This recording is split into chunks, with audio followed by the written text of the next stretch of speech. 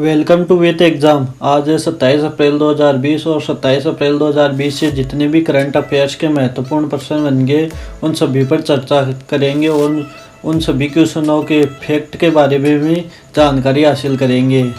दोस्तों, इन सभी क्वेश्चनों का पीडीएफ लिंक डिस्क्रिप्शन में दिया गया है, जहां से आप पीडीएफ फाइल डाउनलोड कर सकते हैं। तो आज का पहला क्वेश्चन है, वैश्विक बौद्धिक संपदा दिवस कब मनाया जाता है? तो विश्व भर में विश्व बौद्धिक संपदा दिवस 26 अप्रैल 2020 को मनाया जाता है। यह विश्व बौद्धिक संपदा संगठन द्वारा मनाया जाता है। विश्व बौद्धिक संपदा दिवस नवाचार और रचनात्मकता को बढ़ावा देने में बौद्धिक संपदा अधिकारों, पेटेंट, ट्रेडमार्क, औद्योगिक डिजाइन, कॉपीराइट की भूमिका के बारे में जागरूकता फैलाने के लिए बनाया जाता है। बौद्धिक संपदा संरक्षण हेतु अंतर्राष्ट्रीय मानदंडों व मानकों का विकास एवं अनुप्रयोग इस संगठन की गतिविधियों का मूलभूत अंग है। विश्व बौद्धिक संपदा संगठन WIPO के बारे में कुछ जानकारी हासिल कर लेते हैं। ये एक संयुक्त राष्ट्र के सबसे पुरानी एजेंसियों में से एक है। गौरतलब है कि इसकी स्थापना 14 जुलाई 1967 में हुई थी और इसका मुख्यालय जिनेवा, स्विट्जरलैंड में है।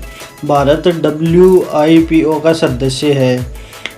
इसकी पृष्ठभूमि के बारे में थोड़ी जानकारी लेते हैं। दोस्तों, अक्टूबर 1999 में WIPO की महासभा में एक खास दिन को विश्व बौद्धिक संपदा दिवस घोषित करने के विचार को मंजूरी दी थी। वर्ष 2000 में WIPO ने 26 अप्रैल को वार्षिक विश्व बौद्धिक संपदा दिवस के तौर पर मनाने का फैसला किया था। 26 अप्रैल की तारीख इसलिए चुनी गई क्योंकि वर्ष 1970 में इसी दिन विश्व बौद्धिक संपदा संगठन की स्थापना हुई थी। नेक्स्ट क्वेश्चन है, महामारी से सर्वाधिक प्रभावित अमेरिका ने आगामी जितने दिनों के लिए अप्रवासन पर रोक लगाने का निर्णय लिया है? तो अमेरिकी राष्ट्रपति डोनाल्ड ट्रंप ने 21 अप्रैल 2020 को एक बड़ा फैसला लेते हुए अमेरिका में किसी भी विदेशी प्रवेश पर 60 दिन के लिए रोक लगा दी है। कोरोना वायरस महामारी से जूझ रहे अमेरिका ने विदेशी नागरिकों को रोकने के लिए यह फैसला लिया है। अमेरिकी राष्ट्रपति डोनाल्ड ट्रंप ने 21 अप्रैल 2020 को ट्वीट कर ऐलान किया कि हमारे महान अमेरिकी नागरिकों की नौकरी को बचा कर रखना है। इसी को देखते हुए मैं एक ऑर्डर पर साइन कर रहा हूं, जो अमेरिका में बाहरी लोगों को बसने पर रोक लगा देगा। अमेरिका में 20 अप्रैल 2020 को कोरोना संक्रमण के 28,123 नए केस सामने आए, जिसके बाद कुल मामले बढ़कर 792,000 से भी अधिक हो गए हैं। रिपोर्टर्स के अनुसार बीते 24 घंटे में 1939 लोगों की मौत हो गई, जिसके बाद कुल मौतों का आंकड़ा बढ़कर 42,514 पहुंच गया है। नेक्स्ट क्वेश्चन है, कोविड-19 की स्थिति के मद्देनजर प्रत्येक रक्त समूह के वर्तमान भंडार की रियल टाइम स्थिति की निगरानी के लिए जिस ऑनलाइन पोर्टल का उपयोग किया जा रहा है वह है। तो कोविड-19 की स्थिति के मद्देनजर प्रत्येक रक्त समूह के वर्तमान भंडार की रियल टाइम स्थिति की निगरानी के लिए ऑनलाइन ई-रक्त कोष पोर्टल का उपयोग किया जा रहा है। दोस्तों, किस ब्लड बैंक में किस ग्रुप का कितना ब्लड स्टॉक है, इसकी जानकारी अब एक क्लिक पर मिल जाएगी। राज्य सरकार अब ब्लड बैंकों को ऑनलाइन करने जा रही है, जिसके तहत प्रदेश के समस्त निजी व सरकारी ब्लड बैंक ई-रक्त कोष पोर्टल से जोड़े जाएंगे। इसे किसी भी व्यक्ति को घर बैठे अपने मोबाइल या कंप्यूटर से ब्लड बैंक में ब्लड की उपलब्धता देख सकता है। ई-रक्त कोष का मुख्य उद्देश्य है सुरक्षित ब्लड की सप्लाई करना, ब्लड मिलने के समय को कम करना, ब्लड खराब होने से बचाना, खून बेचने वालों पर रोक लगाना और सभी ब्लड बैंकों की नेटवर्किंग करना, स्वैच्छिक रक्तदाताओं की उपलब्धता को बढ़ाना। नेक्स्ट क्वेश्चन है, सुप्रीम कोर्ट ने जिस राज्य के अनुसूचित जनजाति क्षेत्रों में एसटी उम्मीदवारों के लिए 100% आरक्षण प्रदान करने के आदेश को निरस्त किया है? तो इस क्वेश्चन का आंसर है सी, आंध्र प्रदेश। हाल ही में सुप्रीम कोर्ट ने आंध्र प्रदेश के अनुसूचित जनजाति क्षेत्रों में एसटी उम्मीदवारों के लिए 100% आरक्षण प्राप्त करने के आदेश को निरस्त कर दिया है। नेक्स्ट क्वेश्चन है, वह राज्य सरकार जिसने कोरोना वायरस के मद्देनजर सिगरेट, बीड़ी, गुटखा, जर्दा, सुपारी, हुक्का, ई सिगरेट समेत सभी तंबाकू पदार्थों के उपयोग और बिक्री पर रोक लगा दी है। इसका आंसर है ए, झारखंड। तो हाल ही में झारखंड सरकार ने कोरोना वायरस के मद्देनजर सिगरेट, बीड़ी, गुटखा, जर्दा, सुपारी, हुक्का, ई सिगरेट समेत सभी तंबाकू पदार्थों के उपयोग और बिक्री पर रोक लगा दी है। नेक्स्ट क्वेश्चन है, भारत की सबसे बड़ी आईटी कंपनी सीटीएस जिस देश का पहला पूर्ण डिजिटल बैंक लॉन्च करेंगी। तो भारत के आईटी क्षेत्र की दिग्गज company Tata consultancy services TCS Israel का पहला पूरी तरह से डिजिटल बैंक लॉन्च करने जा रही है। इस डिजिटल बैंक का नाम अभी तय नहीं किया गया है। इसे 2021 में लॉन्च करने की योजना है। यह digital bank operation platform TCS BANCS global banking platform द्वारा संचालित किया जाएगा। इजराइल के वित्त मंत्रालय ने देश के बैंकिंग क्षेत्र में बदलाव लाने के लिए TCS का चयन किया है। TCS इजराइल को बैंकिंग सेवा ब्यूरो बनाने में मदद करेगा, जो TCS BANCS द्वारा संचालित साझा plug and play digital banking option platform के रूप में काम करेगा।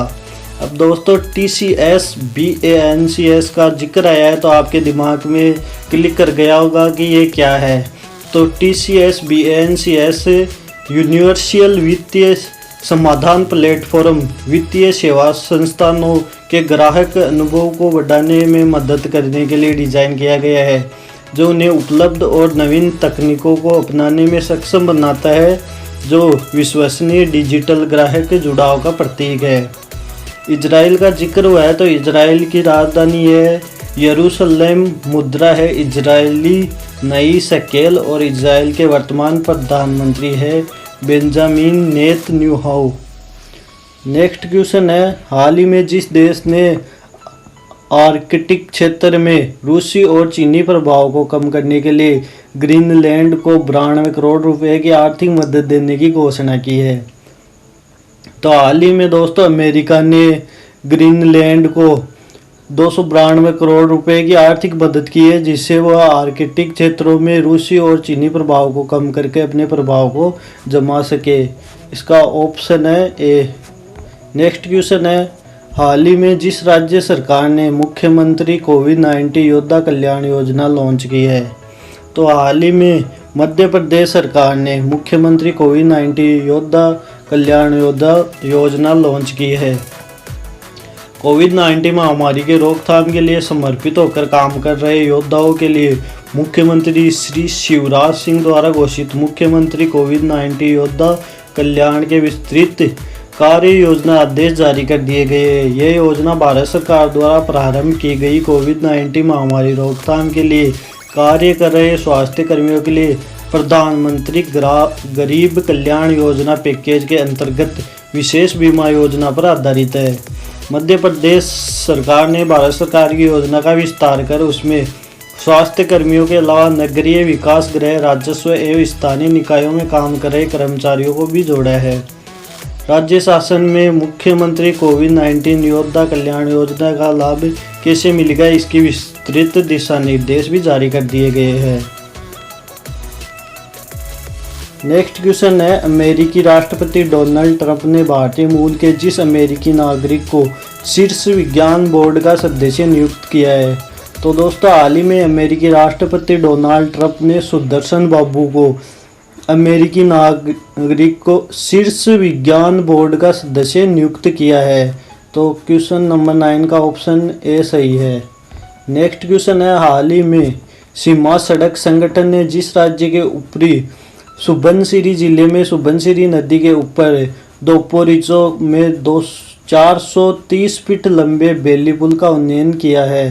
तो हाल ही में अरुणाचल प्रदेश में सीमा सड़क संगठन ने सुबनसिरी जिले में सुबनसिरी नदी के ऊपर दापोरिजो में 430 फीट लंबे बेली पुल का उन्नयन किया है। यानी इस क्वेश्चन का आंसर होगा अरुणाचल प्रदेश ए।